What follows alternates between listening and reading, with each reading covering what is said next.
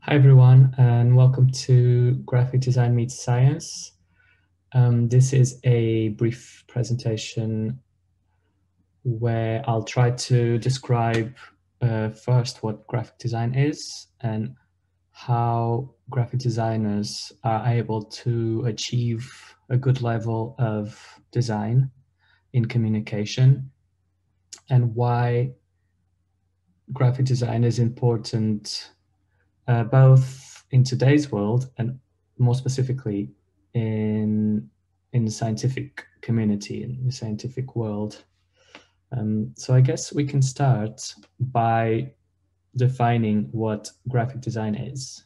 And the American Institute of Graphic Arts says that graphic design is the art and practice of planning and projecting ideas and experiences with visual and textual content. If we go for a more textbook definition of graphic design, looking at Merriam-Webster Dictionary, we see that graphic design is the art or profession of using design elements such as typography and images to convey information or create an effect. If we look at Wikipedia, we see that graphic design is the art, profession, and academic discipline whose activity consists in projecting visual communications intended to transmit specific messages to social groups with specific objectives. So I guess it's quite interesting to see that all these three definitions, they mention both that graphic design is both an art and a profession. So clearly, while graphic design has its roots in art, it also has a practical applicability, which is to communicate certain ideas or messages in a visual way. So there's always an objective, a goal with graphic design. And the visuals that it creates can be as simple as a business logo or a complex page layout or a website. So it has numerous applications. Now, we can also split graphic design in its two composing words.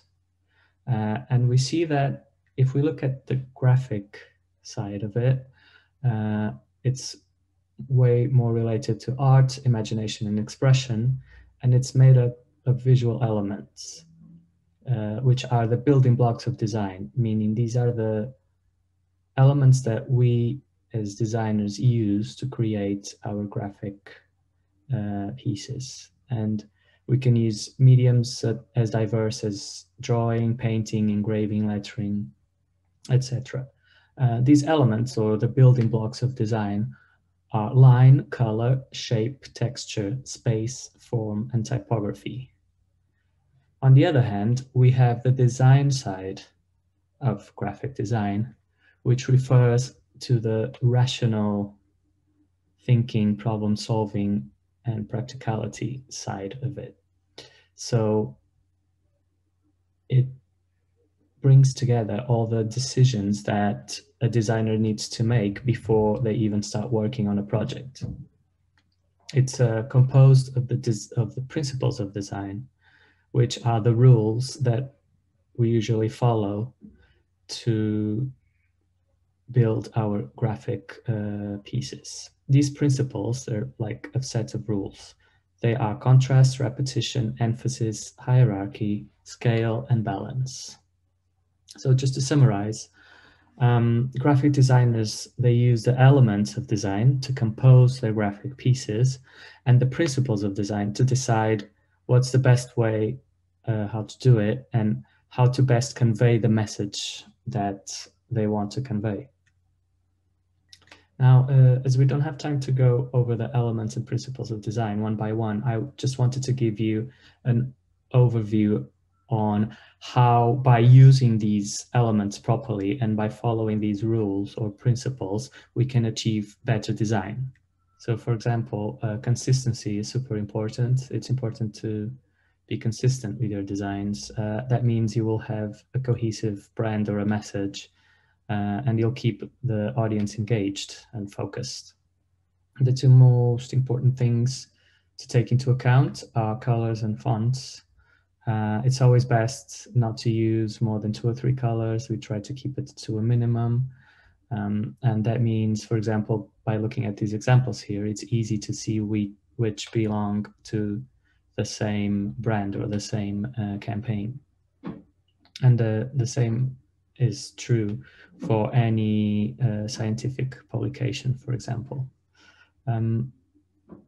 With regard to fonts, the same principle applies. Never use more than 2 or 3 different fonts, and keep it to even just one typeface and then variations within. And this will give the text some uniformity that will help with the consistency of design. And quite important as well is the choice of fonts as well. You need to take into consideration the scope of the project or the audience that is intended to. Another very important principle that we always focus on is the legibility and readability of text. Always take into account where the text will be displayed, what font we're using. A font that is legible means that the glyphs are easy to understand and easy to distinguish from one another.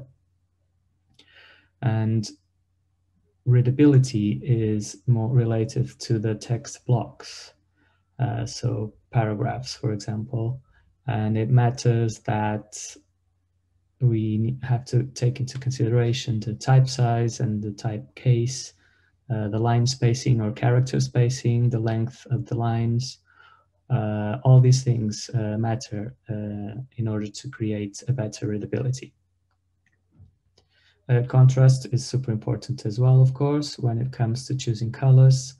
We need to make sure that there is a good contrast in order to make it easier to understand, but we need to make sure that the colors aren't clashing or competing for the attention of the viewers. Imagery is super important as well. It's something that we deal with a lot, not just photo retouching, but also even the choosing of the photos. It's quite an important process. Take into account, again, the scope of the project and the people that you want to reach, and make sure that your images reflect that, what crowd you're communicating to, how the image will be used. If you want to create an oral presentation, for example, where an image will only be visible for 2 or 3 seconds, or if you're creating a poster where there is really no time limit for the viewing. So all these things are important when it comes to choosing proper imagery. And an important thing to do as well is to always mix photos with graphics, so infographics or other kinds of images that are not photographic based. Alignment is also extremely important with your work, especially if you have a lot of information or a lot of text. And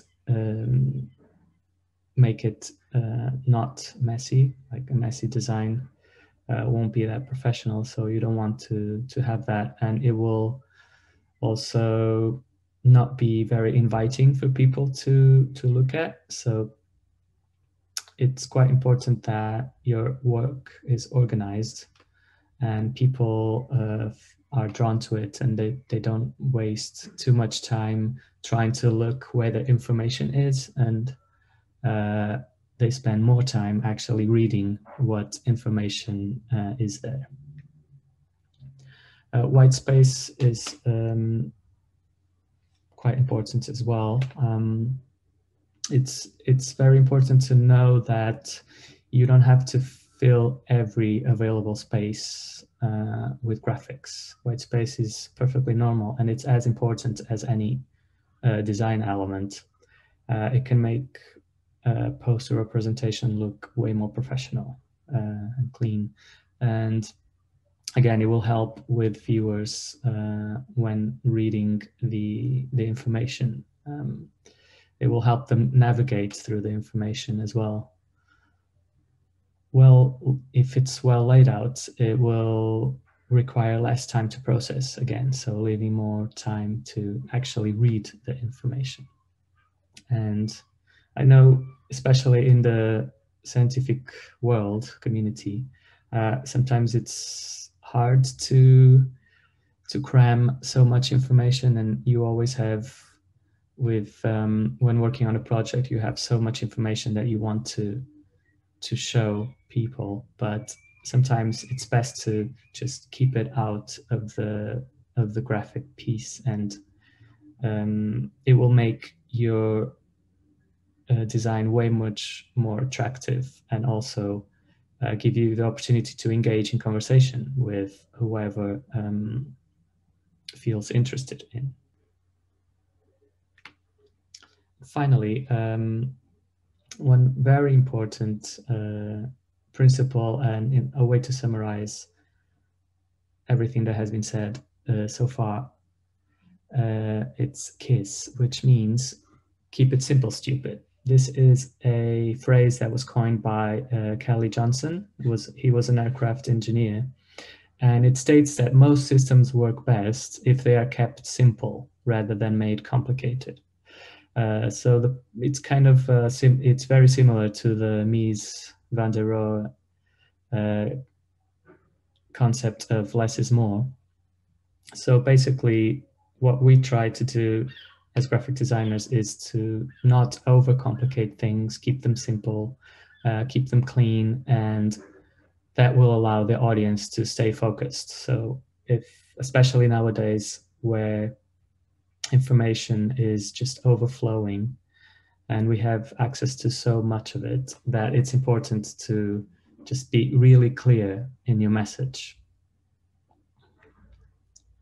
Okay, now we can look at why all these things matter. Why is graphic design important in today's world? And I think a lot of it has to do with the fact that graphic designers, they're able to develop symbols or images or even words that will create a visual presentation of the ideas and messages in all sorts of areas like market research or corporate identity, poster design, advertisement, and many others.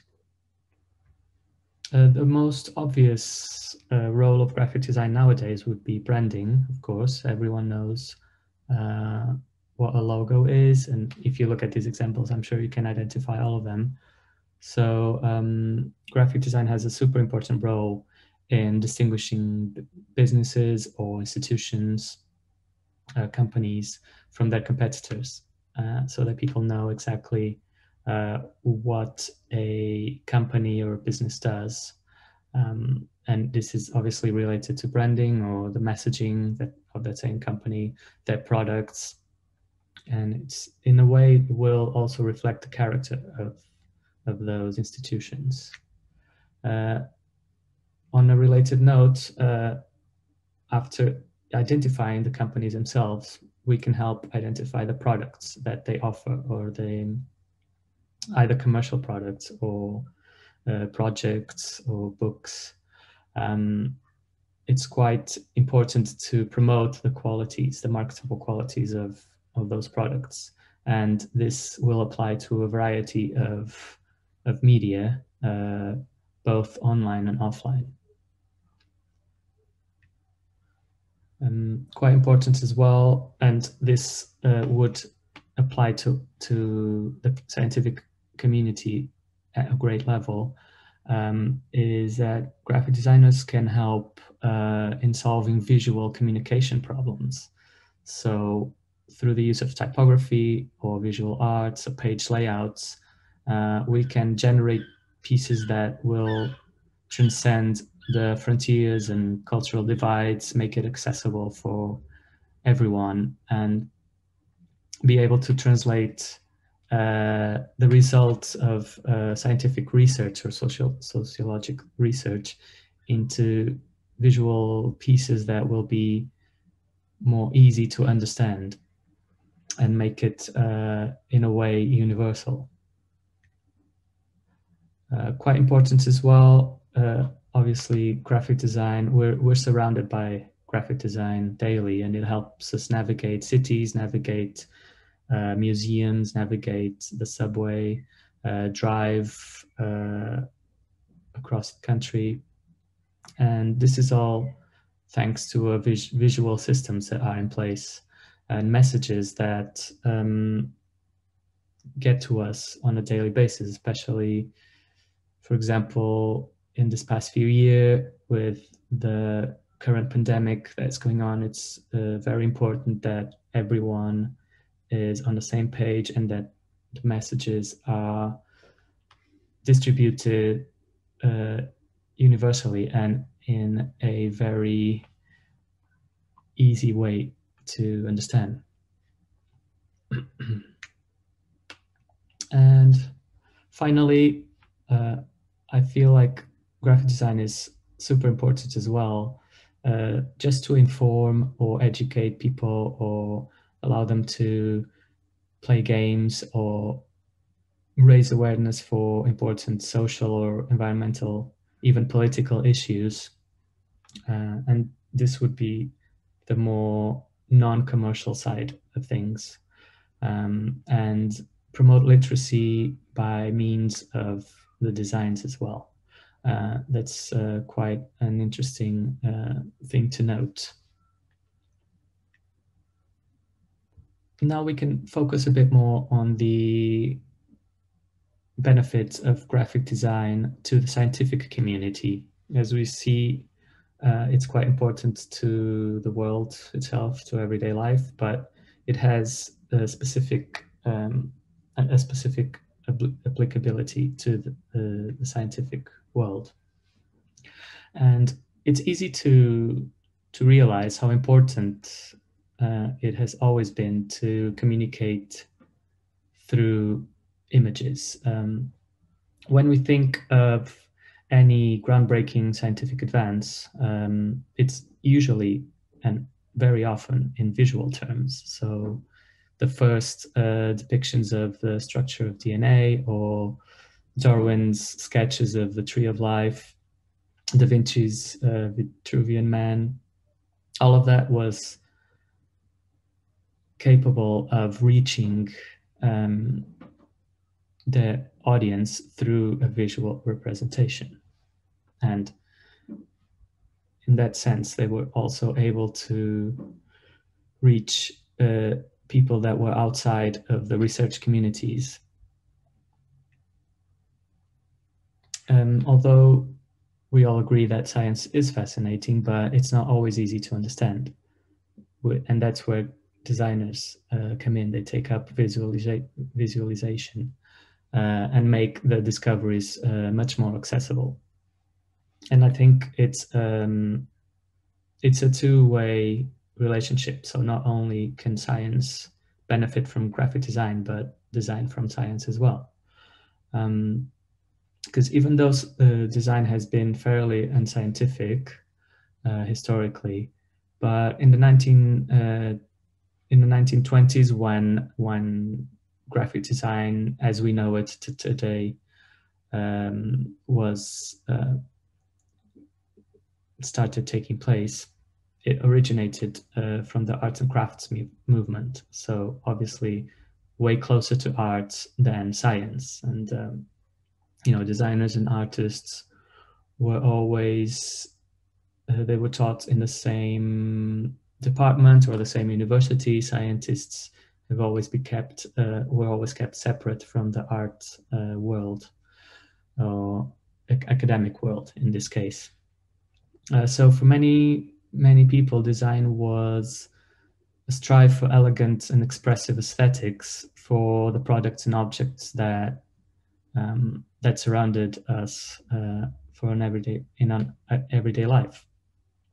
And so historically, design has always had a more closer relationship to fine art than to science. But it's always been a bit complicated. Like, it's not a simple definition. Even though design does focus on aesthetics, but science and engineering always played a really important role in the history of design by discovering new printing techniques, new digital technologies that were then used by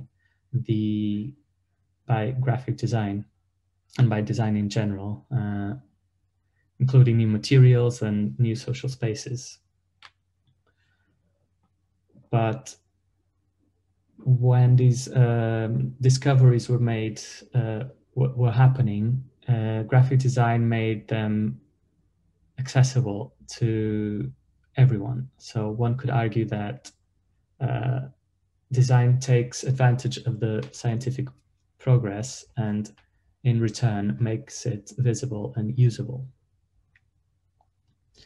Then in the 1950s, something interesting happened, and design started to have a much more rationalistic approach. So design had also, at that time, started to have a social and political responsibility. And the only way to address that was if it would become more objective and more scientific. This happened in the Ulm School of Design in Germany, where they created a theoretical foundation and the rational reason behind any design decision. So what they were trying to do is that the approach to design problems was way more methodical than up until then, but also the aims and objectives of the design process make it much more scientific. According to these ideas, design should also be a part of the social and intellectual progress. So in a way, we can almost say that the design process starts becoming much more similar to almost the scientific process. But it's safe to say that it introduced a form of intellectual questioning into design process that it still happens today. So it was quite an important theory to be introduced. Skipping to the 1980s, it was finally understood that science had a communication problem, or it was officially stated by an article published by the Royal Society in 1985, where it recognized that the importance of communicating scientific results or results of scientific research to a wider public was imperative. Even though it didn't really mention the words design specifically many times, but it had really strong implications for the relationship between design and science. And we can see that the responsibilities of design towards science are quite obvious. It can communicate the history, the process, the results of scientific studies to a wider public. And that's an immense design challenge. So in this way, great graphic design offers great powers to science and possibilities. From the creation of a museum exhibit, or designing an infographic for a scientific journal, or creating interactive simulations of experiments. Design can convey scientific insights in an intelligent, informative, and delightful way, and easier to understand, which is one of the main goals of design. The easiest way to achieve this is obviously if the designer works closely with scientists and communicators to convey the right message and with the right amount of complexity, considering your audience. Especially in the past 20 years, it's easy to recognize that scientific progress has reached a level of depth and complexity that it's becoming harder and harder to communicate every aspect of it and to a wider audience. For example, from string theory to climate research, these are areas with lots of complexity and uncertainties. Apart from becoming more complicated as well, it has become highly specialized. There are many sub-disciplines inside each scientific discipline nowadays, and even sometimes neighboring disciplines, they have issues understanding each other. So it's quite important to recognize that in order to achieve a better public understanding of science, the scientific community needs to engage way more with writers and designers. So it's taking this into account, it's easy to understand how scientists' need for visual art has never been greater. Nowadays, research is becoming more and more complex, so more sophisticated graphics are required to communicate those results, and that's where graphic designers come in. We can create well-constructed graphics that will widen the impact of your articles, especially nowadays that there is an overflow of information and so many published works are available, both in print and online. And even journals themselves are requiring graphical abstracts, for example. Funders are sometimes requiring as well graphics to be included in grant proposals. And of course, online is super important. It's a world that is also rapidly growing, and it's a world where viewers have to decide whether they will engage or not with any online material in a matter of seconds. So using compelling visuals is super important, especially as institutions and researchers start taking on social media, for example. But of course, given the great need of visuals to communicate science, there are very few scientists that will have the expertise to do it in the most correct way, of course, because obviously they are from a different background. And especially if you have to tailor your communication specifically for online platforms. And of course, that's where the need for designers comes in. Like, designers are image makers. And of course, an image nowadays, they play a very powerful role in science communication, and in scientific work itself. Most of your scientific work will involve images of any kind. If that happens, then you are dealing with a design question in the end. And treating these questions and these problems with scientific integrity also requires designers. So just to summarize, we can look at the benefits and applications of graphic design for the scientific community. And of course, the main benefits will be a better communication of your scientific findings, an increased awareness of research by both experts and non-experts, and a greater impact and reach of science in the world in general to everyone. And of course, the applications are immense, from conference posters, graphical abstracts, to infographics, online graphics, and videos and animations, and many more. So I guess my recommendation for the work to be done from now on would be to involve researchers and institutions to promote a closer relationship and collaboration between scientists and graphic designers by supporting, for example, including graphic artists in research projects, both to improve the communications and as well as for the research benefits that you can gain through a collaborative process.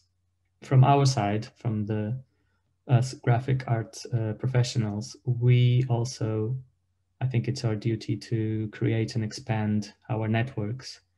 And there are, you see now some companies that specialize in producing scientific graphics, for example. There are quite a few agencies that do that. So, and I think that's the way to go. And of course, funders, they should also take into account the inclusion of graphic artists when it comes to financial support, and make sure that is a part of your research projects, of your budget. So science really needs to engage with design, which I think is happening already, and vice versa. It's a two-way relationship. I think in order to make this happen, both communities need to open up a bit more and engage with each other, and especially the scientific community needs to also understand that design is important not only to contribute to the public understanding of sciences, but also as a contributor to the scientific work itself, because so many areas are overlapping nowadays. And I think if this happens, I'm sure that the fusion of design and science will benefit greatly both communities and basically contribute to advance them both.